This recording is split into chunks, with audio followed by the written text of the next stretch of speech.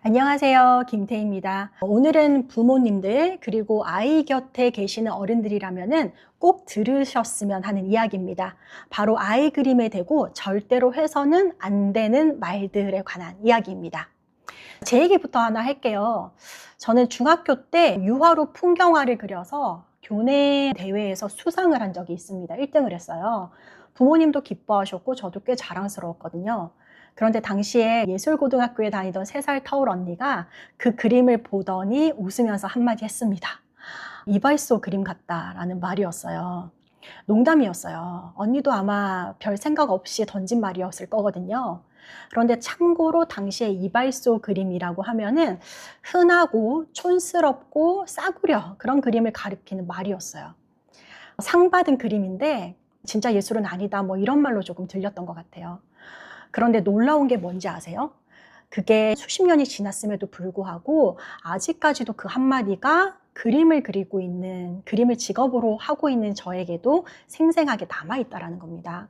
상을 받았던 기쁨은 기억이 잘 안 나요. 그런데 언니가 했던 그 농담은 마음에 좀 오래 남아있는 것 같아요.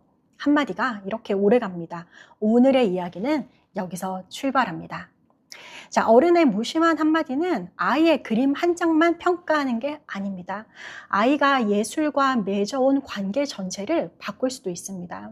그런데요, 그 말 대부분은 나쁜 뜻이 아닙니다. 대부분은 칭찬이거나 도와주려고 한 말이거나 혹은 정말로 잘 몰라서 얘기한 거거나 혹은 정말 그냥 농담일 경우가 많아요. 그래서 오늘 2가지를 이야기하려고 합니다. 아이 그림에 절대로 해서는 안 되는 말, 그렇다면 그것을 대체해서 해줄 수 있는 말, 이렇게 2가지 말입니다. 자, 하지 말아야 할 말들은 어떤 게 있을까요? 우선 첫 번째로는 평가하는 말입니다. 와, 넌 참 잘 그렸네. 이건 잘 못 그렸네. 이거 둘 다 쓰지 않으셔야 하는 말입니다. 심지어 칭찬을 해줬다 하더라도 그림을 점수 매길 대상으로 만들어버리기 때문입니다. 이제 누구는 뭐 더 잘 그렸더라 이런 비교는 더 나쁠 수 있습니다. 2번째는 이제 고쳐주는 말입니다.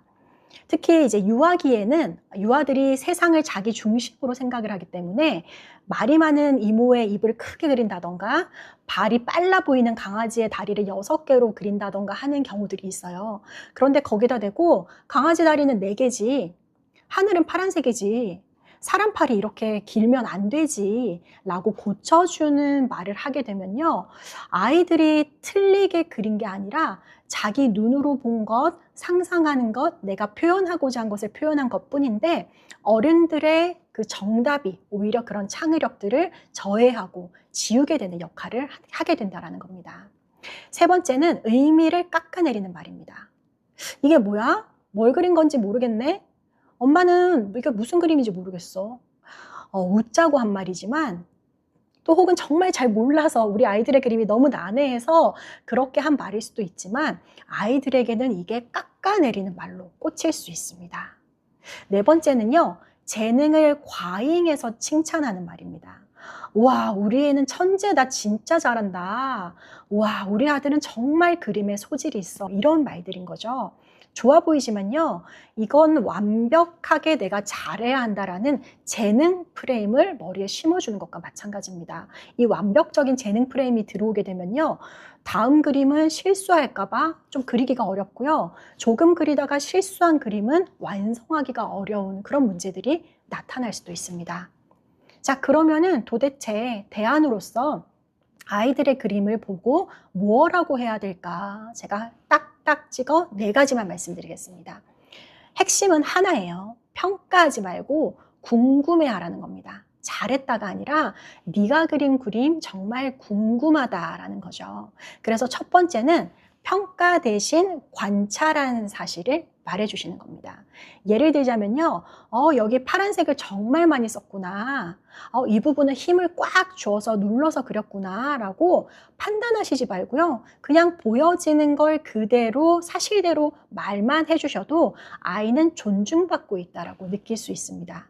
2번째는요, 결과 대신에 아이가 어떻게 그렸는지 그 과정과 선택을 물어주는 것입니다. 여기에는 왜 파란색을 골랐어? 여기는 어떻게 그린 거야? 이 모양은 어떻게 만들어낸 거야? 아이는 자기 그림을 설명할 기회를 가질수록 흥분해요. 그리고 너무너무 존중받고 있다고 느낄 수 있습니다. 세 번째는요, 의도를 물어봐 주는 겁니다. 이거는 뭐에 관한 이야기야? 무슨 이야기가 있어? 그리고 왜 여기는 이렇게 그리고 싶었어? 라고 말입니다. 아이 그림에는요, 대개 이야기가 있습니다. 원인이 있기도 하고요, 의도가 분명히 있습니다. 그걸 물어봐주고 들어주는 게 최고 어른이 해줄 수 있는 반응이라고 생각합니다. 네 번째는요, 아이 그림이 너무 난해해요. 혹은 딱히 뭐 해줄 말도 없고 매번 어떤 그림마다 말을 해주기도 좀 어려워요 라고 생각이 드실 때는요, 아이가 특별하게 생각하는, 가지고 오는 그 그림을 냉장고든 벽이든 잠시 걸어봐 주시는 겁니다.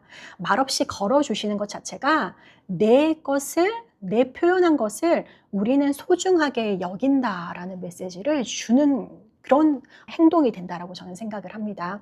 아이들은 자기가 그린 그림이 벽이든 냉장고든 어딘가에 걸려 있는 것을 보면서 자존감도 높아지고, 그리고 또 다음 작품에 대한 창의성과 창조력도 함께 성장할 수 있을 겁니다. 제가 초반에 말씀드렸죠. 아직도 그 언니의 말 한마디가 아주 미약하게 남아 있다고요. 그런데 여기서 우리는 중요한 걸 또 깨닫기도 합니다. 그 나쁜 한마디가 그렇게 오래 남는다면 좋은 말, 좋은 질문은 더 많이, 더 자주 해주어야 꼭 그만큼 오래 남을 수 있다는 겁니다. 정리하겠습니다. 오늘 아이가요, 그림을 그렸습니다. 그리고 아이가 그 그림을 내밀거든요. 이 말만은 참아주시기를. 잘 그렸다, 못 그렸다, 이게 뭐야? 대신에 이렇게 물어봐 주시면 좋겠습니다. 여기 얘기 좀 해줄래? 라고 말입니다. 그 한마디가 아이를 평생 예술과 함께 성장하는 아주 아름다운 삶을 사는 어른으로 만들 수 있다고 생각합니다. 오늘도 말씀드립니다. 예술합시다.